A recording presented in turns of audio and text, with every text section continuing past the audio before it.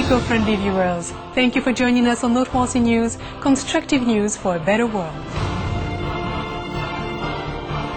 Constructive news for a peaceful world. From Los Angeles, California, USA, Supreme Master Television airs 24 hours a day, 7 days a week on 14 satellite platforms that reach hundreds of millions of households around the world.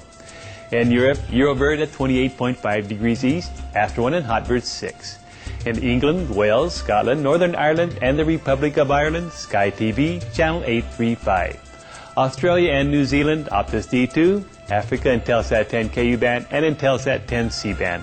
The Middle East and Northern Africa, Eurobird 2 and Hotbird 6. Asia, Intelsat 10 C band, ABS, AsiaSat 2, and AsiaSat 3S. North America, Galaxy 25, Central and South America, Hispasat 1C, and Intelsat 907.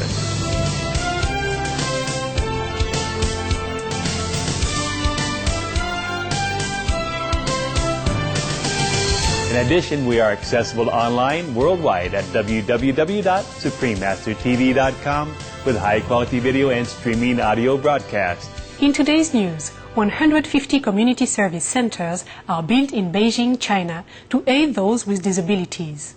In animal news, lifesavers in New Zealand help to protect endangered dolphins.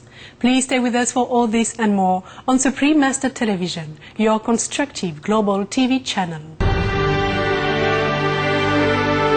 Today, October 14th, the internationally renowned children's book classic, Winnie the Pooh, was first published in 1926. Written by Alan Alexander Milne, this entertaining tale of beloved Winnie the Pooh Bear and his adorable friends was inspired by Mr. Milne's son, Christopher Robin.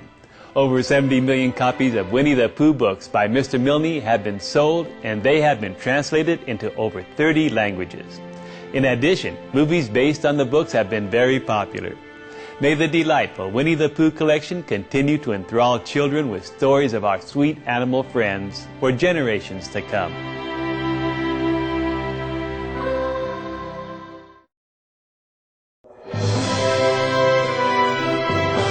Fly-in news.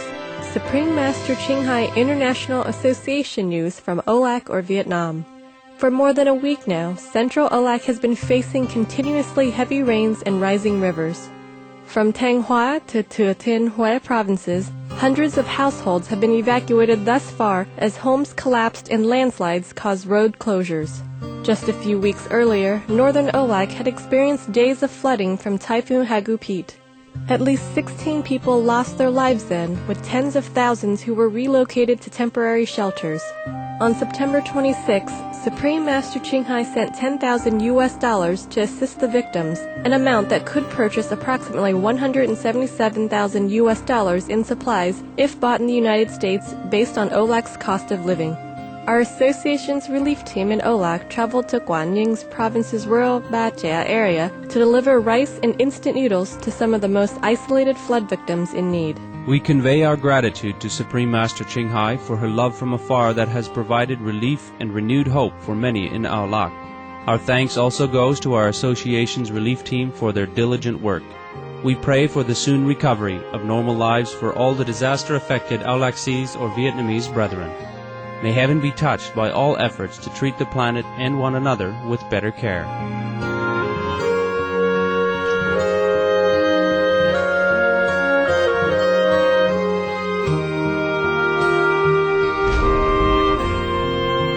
Earthquakes in the U.S., Bolivia, and Asia. In Northern California, USA, a 3.1 magnitude quake struck a region near the city of Piedmont on Saturday. The following day, the southern city of Palm Springs reported a 3.4 magnitude quake. Also on Sunday in Bolivia, a deep earthquake measuring 6.2 was detected. In the Philippines, a 4.1 magnitude quake struck in the Occidental Mindoro province on Sunday. The Czech Republic experienced its strongest earthquake since 1986 on Friday at a magnitude of 4.0 on the Richter scale, and a 5.3 tremor on the shared border of China, Tajikistan, and Kyrgyzstan struck on Monday. Thus far, no casualties or damages have been reported from any of these tremblers. We are grateful to heaven for everyone's safety. May events such as these be mitigated by our collective benevolent actions. California responds to wildfires and strong winds. An approximately 1,300-hectare wildfire started 32 kilometers north of downtown Los Angeles, USA on Sunday night, forcing 1,200 people from their homes.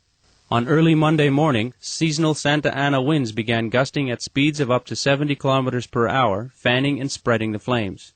As a result, stretches of 2 major freeways were shut down, 4 schools were closed, and a mobile home and industrial park in the area were destroyed. With the wind alert continuing, a fire weather watch is in place while 1,000 firefighters in water-dousing helicopters and planes strive to control the flames. Meanwhile, in Northern California, fires on the state park of Angel Island have been partially contained after consuming 1/3 of the isle, and a blaze that has consumed approximately 300 acres in Napa Valley is on its way to being contained. We are very glad to know of everyone's safety. Heaven's blessings to all the heroic firefighters and other emergency personnel who risk their own lives to keep others safe. May the regions be graced with a quick subsiding of the flames and return to normal life for those affected. We also pray for our caring stewardship to lessen disasters such as these. Supreme Master Ching Hai wants to convey this message of gratitude to all governments, organizations, and relief workers from every corner of the world. Thank you, all the international and national help that brings care and necessities to afflicted victims.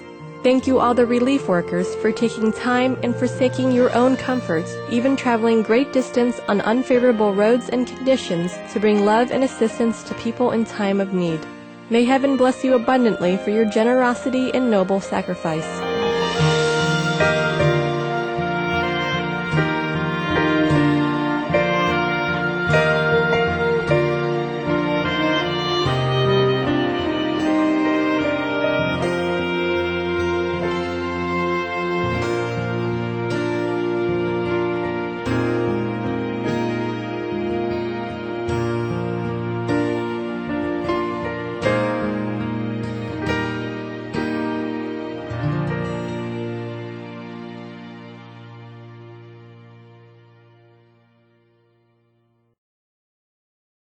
United Nations monitors given access to nuclear facilities in North Korea. Demonstrating her commitment to working with the international community, North Korea is allowing International Atomic Energy Agency, or IAEA, inspectors full access to all facilities, including the plutonium producing plant. North Korea's Central News Agency said, "We have decided to resume the disabling of nuclear facilities in Yongbyon and to allow U.S. and IAEA monitors to carry out their work again. A respectful salute, North Korea, and all involved in the progress towards denuclearization. May actions such as these soon bring a peaceful and nuclear-free world." IFAD donates to Republic of Congo.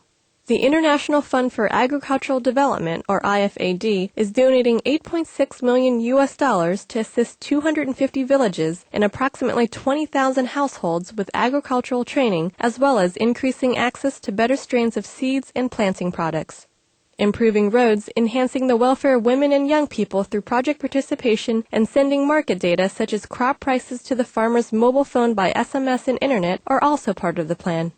Our sincere thanks and heaven's blessings, International Fund for Agricultural Development, for your generous assistance to the Republic of Congo.